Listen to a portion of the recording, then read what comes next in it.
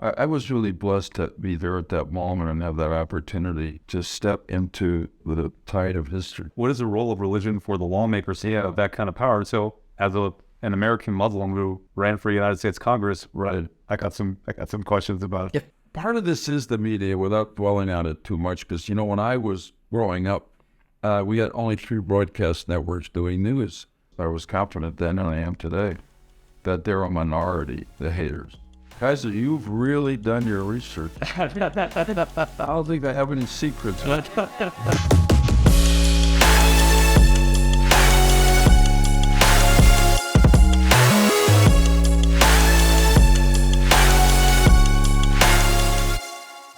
During your time at Yale, you actually heard Dr. King speak that inspired you to get on a bus or get some folks together and head over to Mississippi, where you actually conducted a mock freedom vote to protest the disenfranchisement of African Americans over 100 years after the Civil War.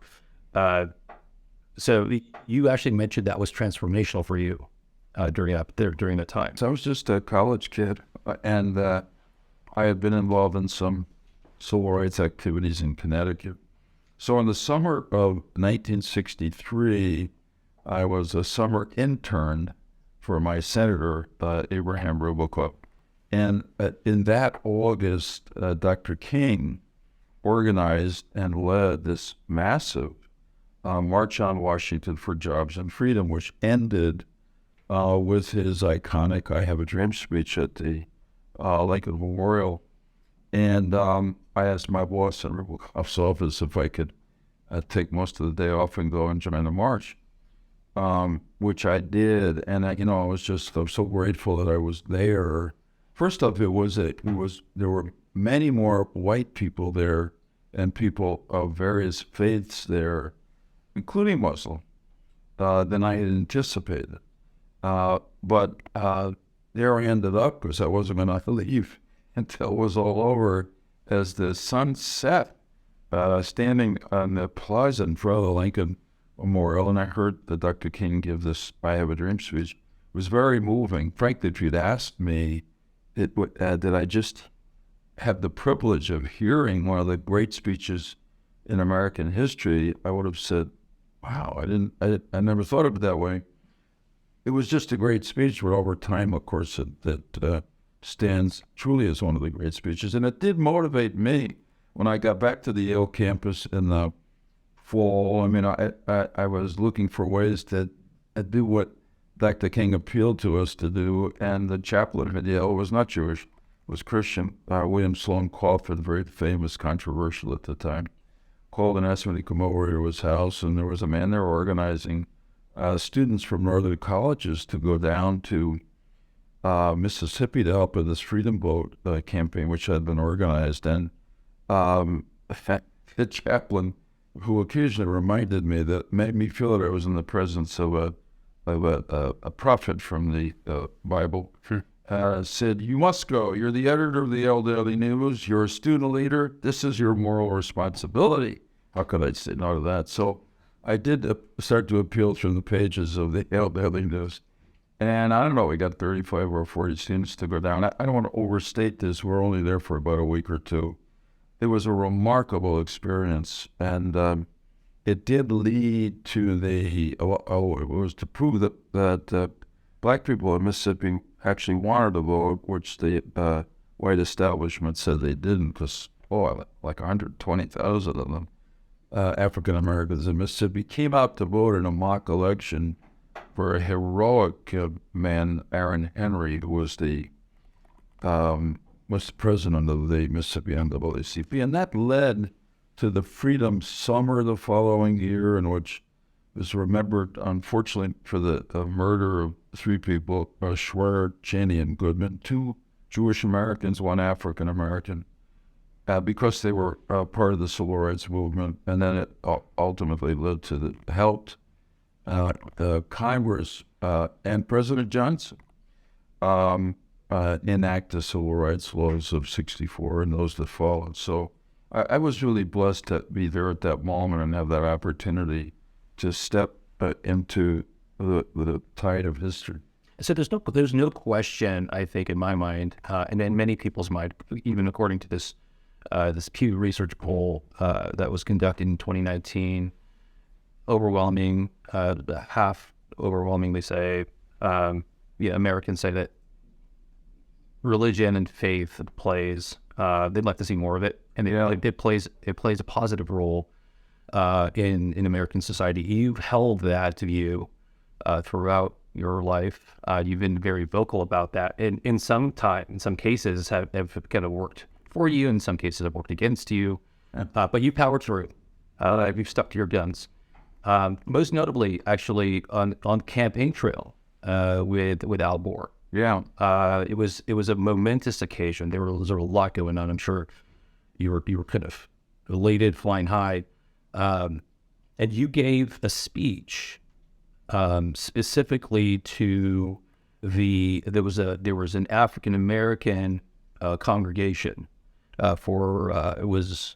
who was it, Reverend Anthony? yes, Wendell Anthony. Yeah. Kaiser, you've really done your research. I don't think I have any secrets. So what was interesting about this was you got raving reviews from the congregation, but as you stepped out, you mentioned that your campaign manager has some very things to say to you about this, because you had made some people upset because you were bringing faith into politics, so to speak, and so what happened was interestingly enough, the ADL was not very happy with you, which is founded by Jews. Yeah. And so you would think, to show some love, but they criticized you.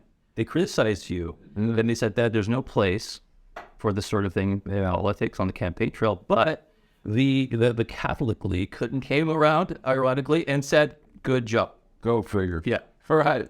So I'll try to do this quickly, but so I was honored really to be the first Jewish American on that major party national ticket when Al Gore chose me. I'll just tell you that on the night I flew down to Nashville, where he was going to make the announcement the next day, the Gores were kind enough to invite my family and me to have dinner with them. And at that dinner, Al said that he had decided about 2 weeks before that I was his first choice for vice president. But he thought that it would be irresponsible if he didn't at least talk to some friends privately to just ask them, is America ready for a Jewish person on our national ticket, or will this ruin Al's chances of being president? And he said the response was fascinating because he spoke to a few Jewish friends and they were either ambivalent or urged him not to do it. Yes. And then he spoke to his Christian friends and they all said there's no problem. So Gore had a greater sense of humor than people often thought. He said to me afterwards, so having heard that, and knowing that there are tens of millions more Christians than Jews in America, I knew I could make the choice. But he reached a conclusion which is important, and maybe it relates to other religious communities in America. He said, I concluded that the fear of anti-Semitism among Jews was much greater than the reality of anti-Semitism among non-Jews in America.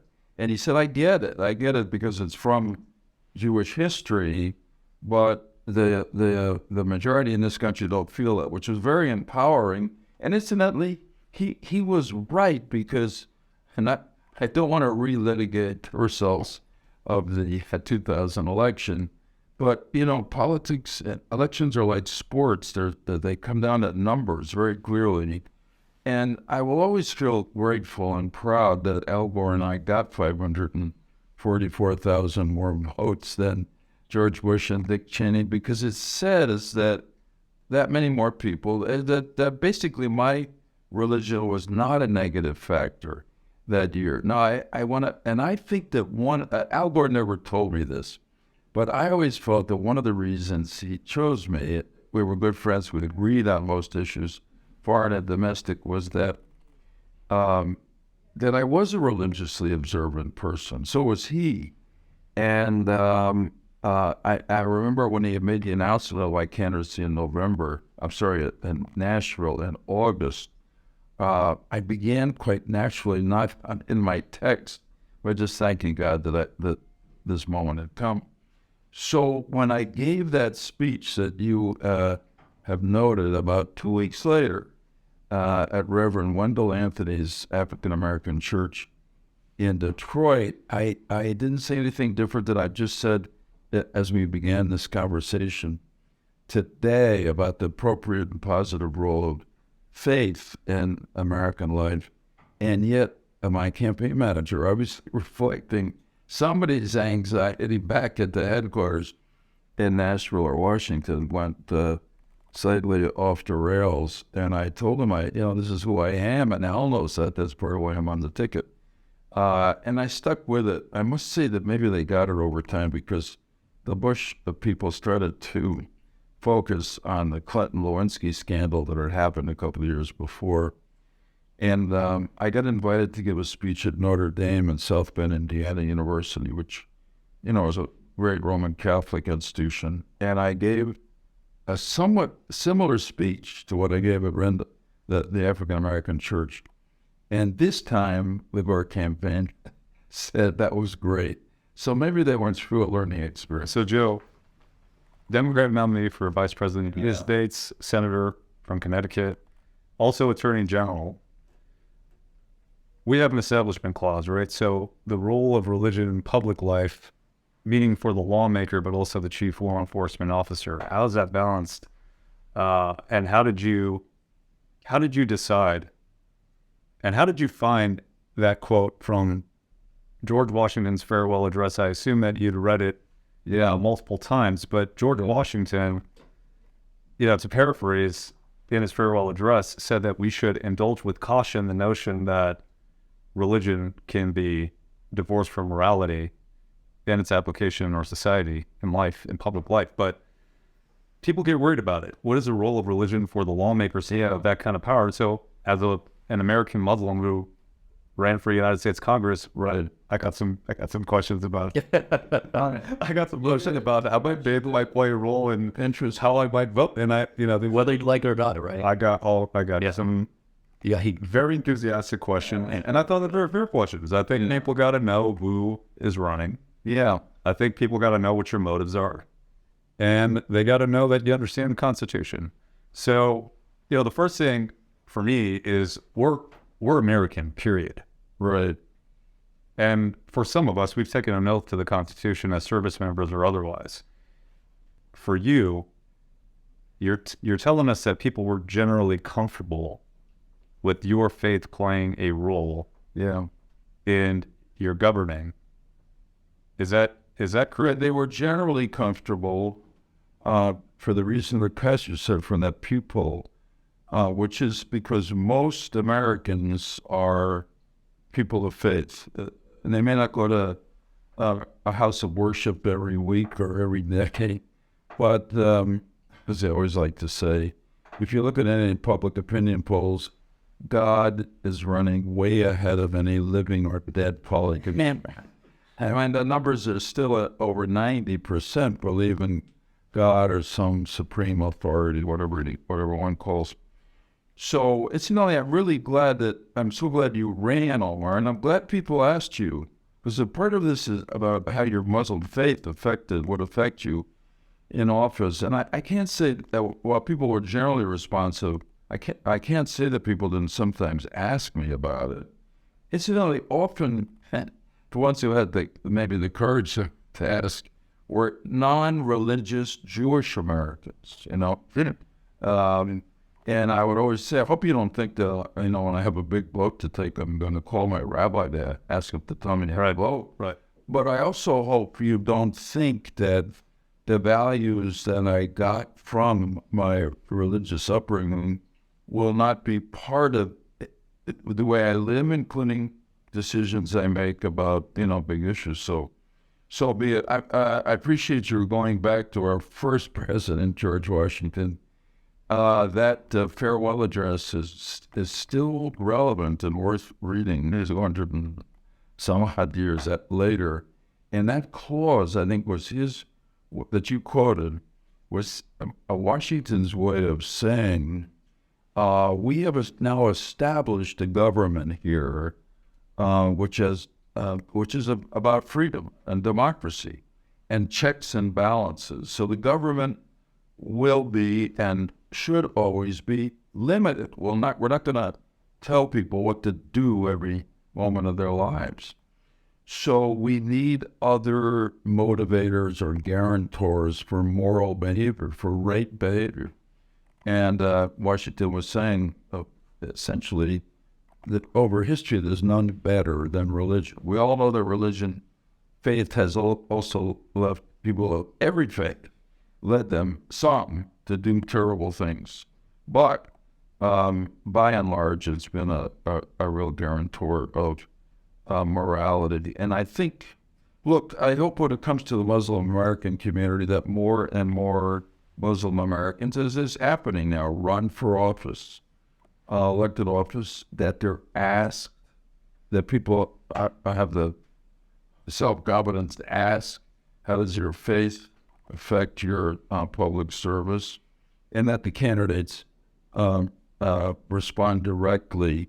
You know, we've come a long way on that. I didn't point this out about myself, but when Kennedy ran as the first Roman Catholic candidate for president and got elected, or not the first candidate, first to get elected, remember, he at one critical point went and spoke to a convention of, I believe it was Baptist, it was Protestants anyway, ministers in Texas, and he had to almost bend over backward as I looked at what he said now, to assure them that he would not be told what to do by the Pope, or he would not call the Pope to find out what he should do every day. And I didn't feel I had to, I had to be defensive. I thought I could be affirmative, as every Muslim American candidate for office in America should be too, that this is my faith tradition. I accept, as you said, Omar, the separation of so-called church and state here in America. That's one of our great values. But to sum it up, I always say it's probably not original. The Constitution provides for freedom of religion, not freedom from religion. Yes. In fact, freedom is one of our great freedom of religion is one of our great strengths. Can we expand on that for a sec? Now, I know that our previous president, Donald Trump, he... you didn't say that in the most endearing way. What was that again? Our previous president, Donald J. Trump. Yes, I remember. He actually made it more sort of accessible for religious institutions to play a role in endorsing candidates for political office. And so, touching upon sort of the idea of that separation of church and state, I think there's the general public, one, supports that just based on the Pew Research poll. And two, I think there's sort of a growing number of folks who just want to make sure that they're also represented if they do not follow for any particular religion. But I think there's a history, right? There's a history of what it means to be to be kind of within the guidelines of Constitution, and then also what it means to have a separation of church and state. I know that Kermit, you have a few things to say about that.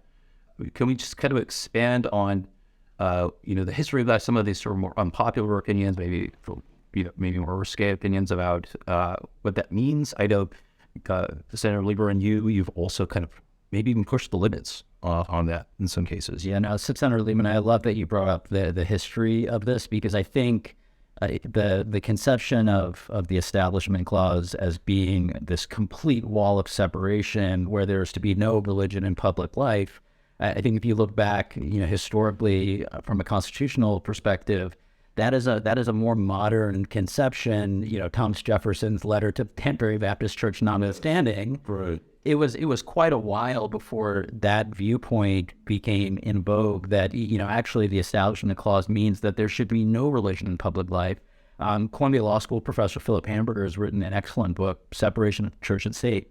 in which he articulates this point. And Senator, you brought up JFK, the Catholic point, that there's a belief also, and he raises this in the book, that some of the idea that we should totally exclude religion from public life came out of folks' fears that Catholics that were immigrating in the United States may have some loyalties elsewhere. And that really resonated when I heard that with me. Muslims, Omar faced all kinds of questions on the campaign trail about where his loyalties may lie, right? And I think, the point you raised about the history is so important for people to understand that this is really part of the fabric of the country. I think that we can advocate for equality, fight against intolerance in all its forms, and defend national security at the same time. I know it sounds crazy. I don't want to say anything too controversial, but we can defend national security and fight against intolerance at the same time. And I hope that we can start to have some more balance on that and get folks to care. I think we could care about national security, domestic security, defeating our enemies overseas, and at the same time acknowledge that there's intolerance that I think we could do better on.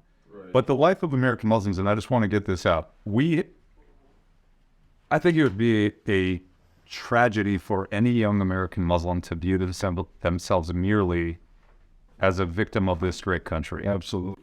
That is an oversimplification. If it's the case that anyone wants to convince an entire identity group, faith group, that essentially their identity comes down to being the victim of this country, I reject that personally.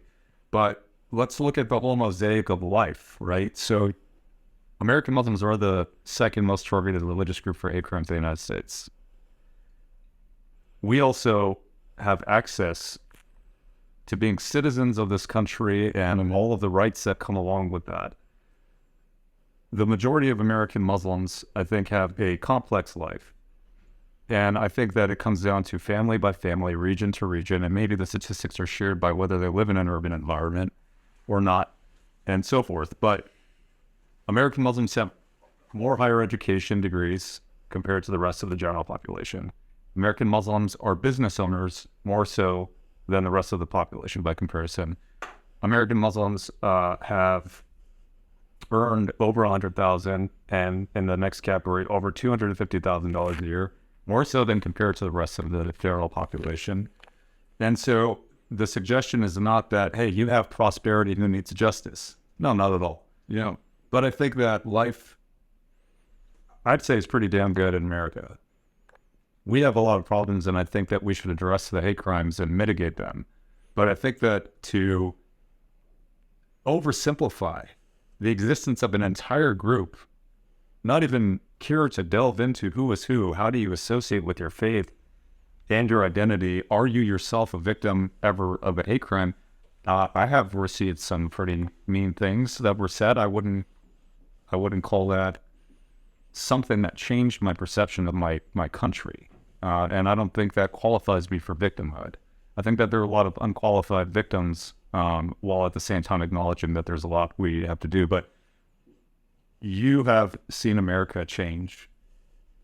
Now we have hate crimes that have spiked on and off over the last several years. American Jews are the #1 most targeted religious group for hate crimes in this country. You go to a Jewish facility in this country, you got fireproof material that envelops their building. You got bulletproof glass guards on the first floor. You have former special forces guarding, and what's inside, it's just kids trying to go to school. Yep. Where are we going? Yeah, no, look, I really appreciate and agree with everything you've just said. And it's important that everybody in America, but in your case, particularly the Muslim American community, hear this. So I want to begin my response with what I was thinking as you were talking. First, I'll begin it with the founding documents of America.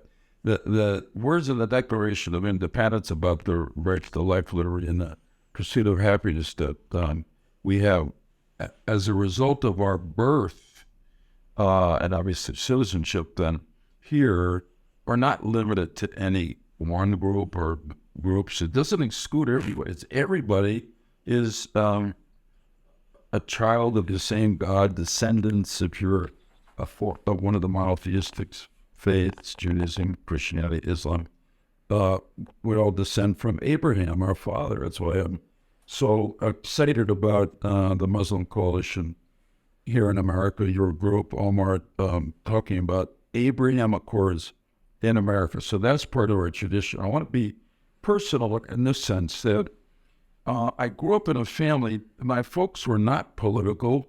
They were hardworking, lower middle class people. But from somewhere, probably gratitude that they found from their immigrant parents for America, they inhaled the American creed. And they always said to my sisters and me, don't feel that in this country you have to assimilate, you have to sort of homogenize yourself to succeed. This country invites every one of us to be what we are, to believe what we believe. And in that sense, we actually make the country stronger. And that's been in me all my life. And you know what? My parents were right. As parents generally are. But so I thought what you said about the choices that Muslim Americans have today, about in some sense reflecting the views of left and right. Am I a victim? Or thank God, I'm an equal American and American citizen. I got a right to all the freedoms that this country provides. Incidentally, I would add, just from a Jewish perspective, I grew up reading, studying, discussing the Bible. Something like over 30 times we're told to never forget that we were, however it's translated, foreigners, members of minority groups, whatever, in Egypt when we were slaves. So always being sensitive to anybody where you live who was also a minority person, the other, if I can say it more broadly. And that has always been in me and is in me now as I see that the Muslim American community, the Asian American community rising in our country. But okay, with that preface, hate crimes. Wharton? Hate crimes. Hate crimes. Let me talk about the hate crimes. And just to say very briefly that in my life, which has been a number of years now, I have experienced very little anti-Semitism. Actually, none of it from people I was working with or even when I ran for Senate. The Jewish population in Connecticut's about 2%. When I ran for vice president, I never experienced any of it publicly. Now, I would always say to people when they'd ask me, of course, I know there are anti-Semites out there. There are always going to be bigots in any population of people. But two things. One is I was confident then, and I am today, that they're a minority, the haters. But the second is that through most of my career in public life, the national ethic, the prevailing ethic, was hostile to that kind of overt hatred and particularly violence in pursuit or expression of that hatred. So that has changed, and that is alarming. And we could spend a whole podcast talking about why I think that a big part of it is the internet and the ability that people who are haters are imbalanced, they're troubled. But God knows there's a lot to be troubled about and unsettled about today. I mean, it just came through a national trauma of a pandemic. But the economic world is changing realities. A lot of people don't have the kind of confidence in their economic security that they had in the previous generation. Also, the demographics in America are changing. As I said, people do have a tendency to react against the latest wave of new Americans. And happened to Jews, Irish, Italians, and all when we all came. And now it's happening to Muslims, Asians, etc. And so people are unsettled, and they can meet other people who are online, and if they really go astray, they're going to end up in chat rooms that stimulate their most violent tendencies, and then they go out and buy a gun, and they walk into a house of worship and kill a bunch of people. And, that we all have to get together and stop, because it is different. The other thing I would say is leaders and the incivility of our entertainment culture. I mean, things go on TV. I'm not a prude, but honestly, Favorite TV shows? Just so we know. What's that from the I Love Lucy generation? Okay, you heard your. I want to tell Lucy is Senator Lieberman. That's the status team. The reproduction fate that we never. if I want to know what your Netflix continual looks like. Yeah, so, incidentally, I think that probably my wife and I are like a large number of Americans, where you turn on cable news when we get home, and after about an hour you say, oh my God, get me out of here. Yeah, we got Netflix, right. And Consumer uplifting. so I tend to watch series. I mean, of course, I love The Crown. And Kaiser just made a pun about your first name, about Kaiser Franz Joseph of the Empire, because I just watched the series on his Queen Elizabeth Sissy. You were named after it. Yeah, and probably, yeah. But that way. And so what else do I like? I have trouble. I like adventure, and I don't mind a little violence in my TV. My wife abhors it, so I can't watch, some of the brutal shows. I'm from California. Do you like The Governor? Terminator 2? Yeah, I've watched the Terminator films there. They go beyond being violent. They're really, he was great, but there's a message. It was been anyway. So it's in the entertainment culture, and it's in leadership. Look, I didn't support Donald Trump. I thought he did some things that were great, but the level of dialogue in which he was reflecting what people were saying, but we never heard it from a president before, and I think it's why leaders are called. And I'm not saying this in a positive way, but attributing value to hate speech versus speech, normal speech that maybe is more inclusive and is positive, right? I think attributing value to hate speech is a lot more. What do you mean by that? And so it's easier to understand. I think people get stimulated when they say things that are hateful. I think it's self-serving. I think it makes them feel a certain way. Well, people consume it too. When you consume it, when you create it, when you use it, and I think it makes you feel a certain way. It's self-serving, and because I think it serves this sort of human psyche around. It helps qualify your feeling around fear, your feeling around preservation. Right. Because then you go seek out people who also feel the same way. Right. And to help qualify that you and verify that you're correct about your positioning. And so what it does is it kind of helps this continuum of, okay, I'm right about something. And this is strong feeling about this connection to a belief system that is this continuous, that is backed by something. And so then that spirals into maybe even hate speech plus sort of this sort of dark web of conspiracy thinking and so on and so forth. This whole thing becomes super dangerous. The thing is, and this is where I had a serious problem with the way that we've kind of just let all hell break loose around discourse and dialogue online. One, I think algorithmically online loves this stuff. It heats it up. It feeds off or gasoline. And so what ends up happening is you say something really horrendous, we know how to value it. We know how to ascribe, okay, well, this is worth X number of points, so we can continue, whether it's the way you feel or the way the internet feels about it. So the tech industry actually does value it, right? Absolutely. I mean, but so does mainstream media. They don't get ratings for saying pretty horrendous things. Because a bit about the media environment you're in. And so, right, that's absolutely right. And it's so... Do some politicians get that? Because the hotter they are, sometimes bordering or going over the line toward bigotry and hatred, the more attention they get from the media.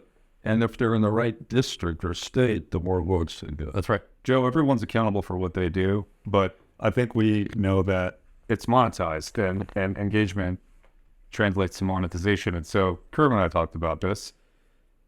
you have community guidelines, right? All these tech industries hold themselves out as sort of the virtue models, the saviors, the moral heroes of morality and ethics when it comes to feeling safe online and so forth.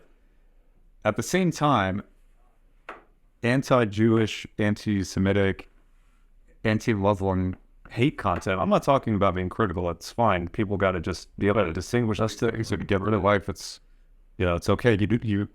I think some people think that they're entitled to victimhood when they're not in a lot of cases in this country, but we're talking about hate content for a second here. Just straight up hate content. Yeah. It's amplified.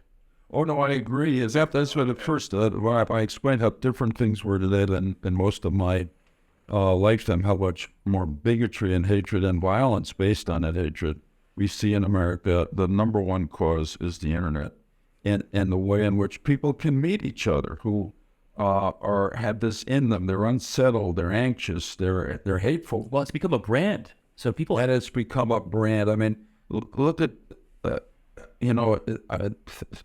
TV networks. There are talk radio hosts who and TV hosts who have built an audience on being inflammatory and just this side of real hatred.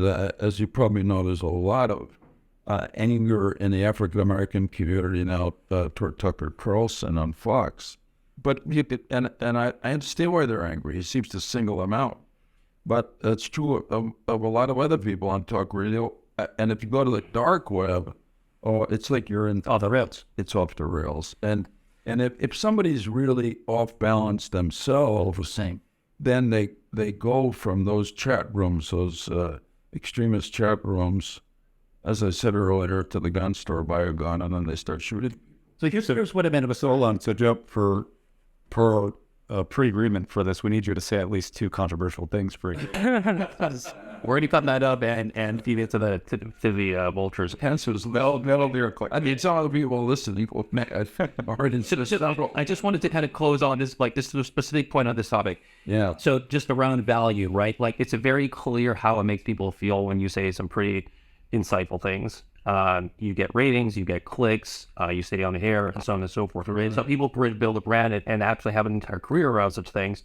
And so it's sort of the freelance, mob of the internet also is able to continue that conversation, and you'll get way more hits if you say something crazy.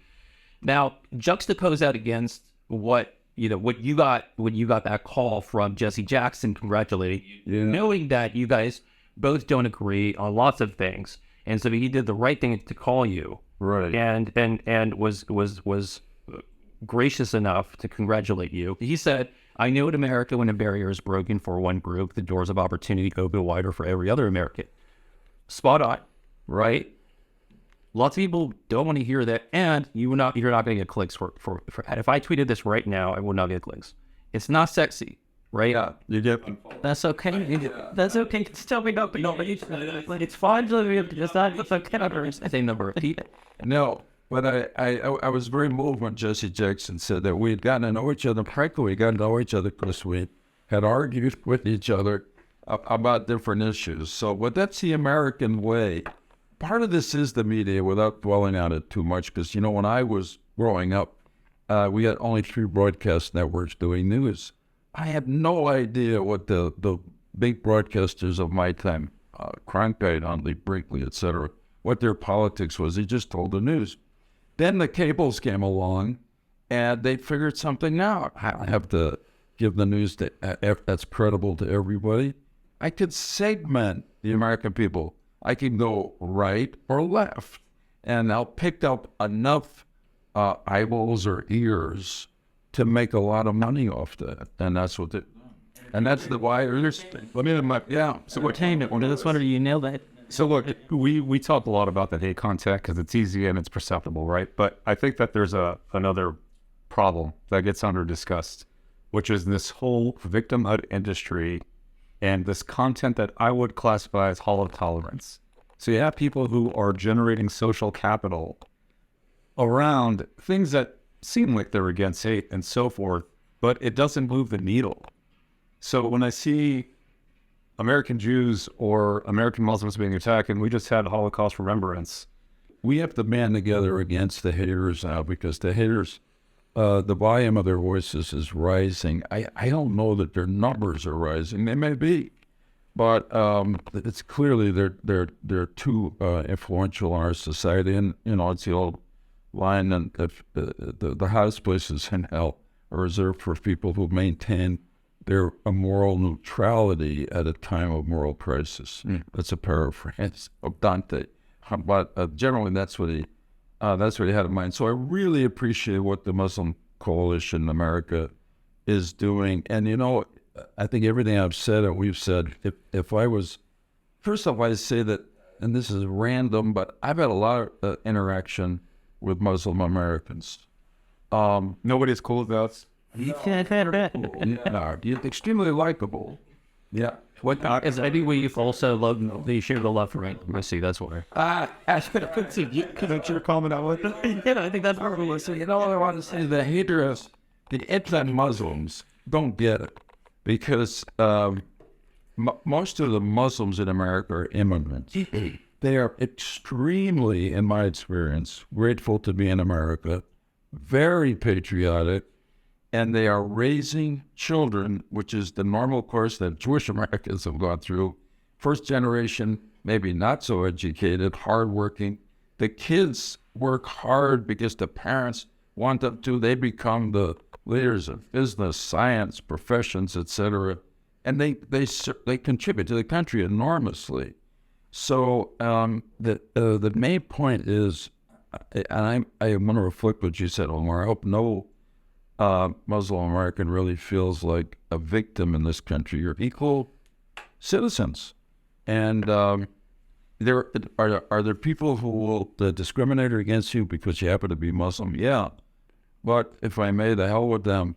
You go for it. You can hard work and following your values, following your religious values, if they're meaningful to you, will and I hope. I said should, but we'll take it to the top. We got a lot to say thankful for, and I think we have to guard the kids in this country from this indoctrination of victimhood and incapacitating them psychologically from an early age to believe that all they amount to is a victim.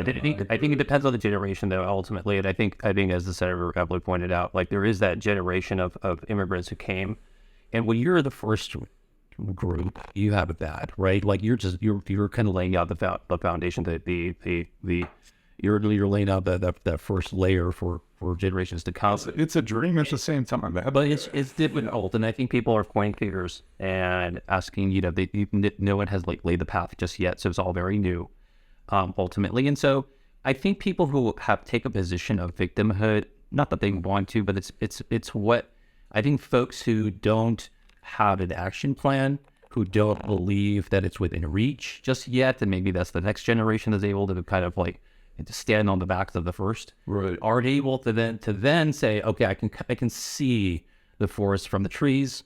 But I think the first generation, I think, has it the worst, and so oftentimes they're left with just complaining about what's possible because they don't know where to go from there. And if you see sort of communities in general, I think, not to diminish their voices and complaints, they complain because I don't think anyone has risen to say, hey, here's a really good resolution to how we're going to solve this really nice problem and suffering. One other category, I just said the story told about Al Gore and what he found when he talked to his Jewish and Christian friends about him nominating me.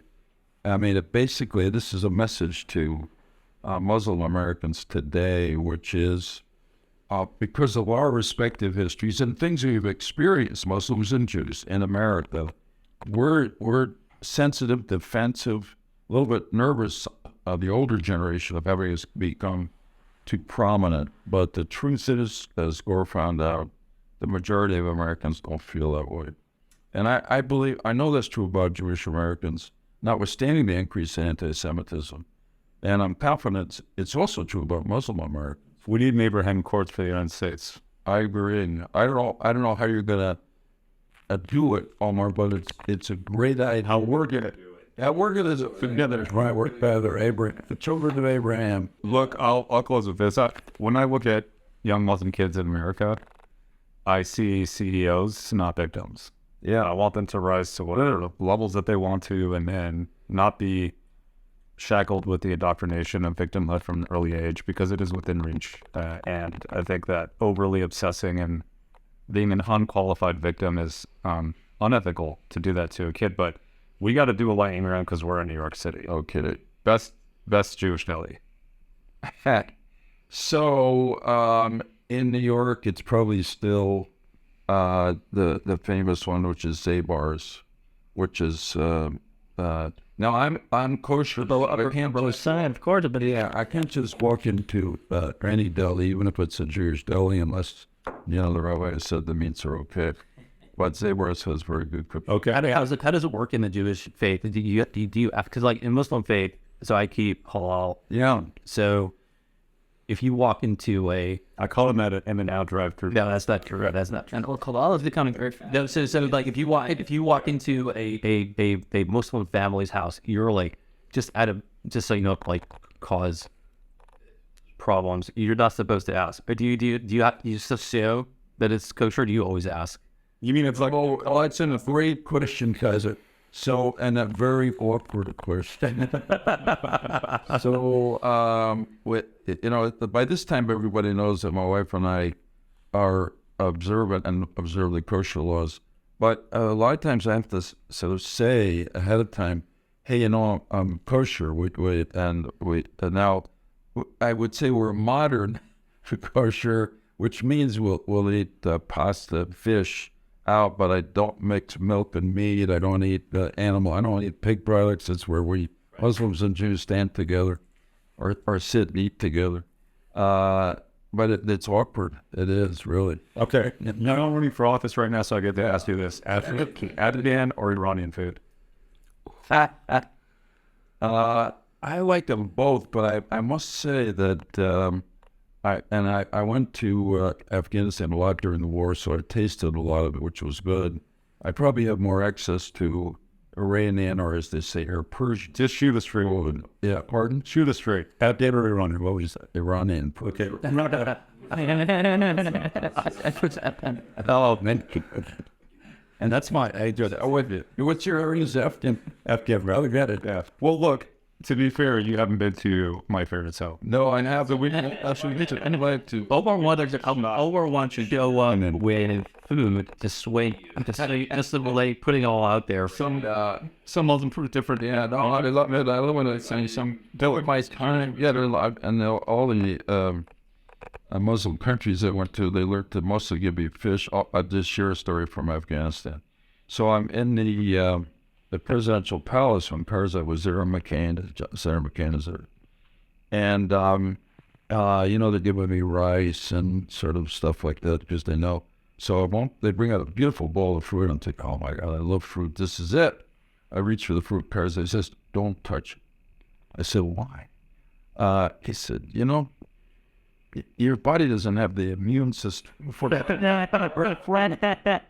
That's true. Okay, yeah, that's true. I got sick off that fruit. And that way, later that night, as we left the palace, he pulled me aside, and he said, I'm Pashtun. I don't know whether you know, Senator, but we Pashtuns believe we are one of the lost tribes of Israel. So, have you ever heard that? I have heard that. It's an idea that floats around. I think the Taliban are going to have a meeting about that. All right, we're going to wrap with that. Thank you for joining us, Senator Lieberman. This has been a phenomenal show today. We hope we can continue the conversation off camera and continue to do good work together. So thank you for having us in your offices today. We've had a phenomenal time, and I'm going to venture to guess that you have as well, since we've gone way over. Yeah, I have. I really appreciate everything the Muslim Coalition is doing, really to improve America as well as the opportunities for Muslim Americans.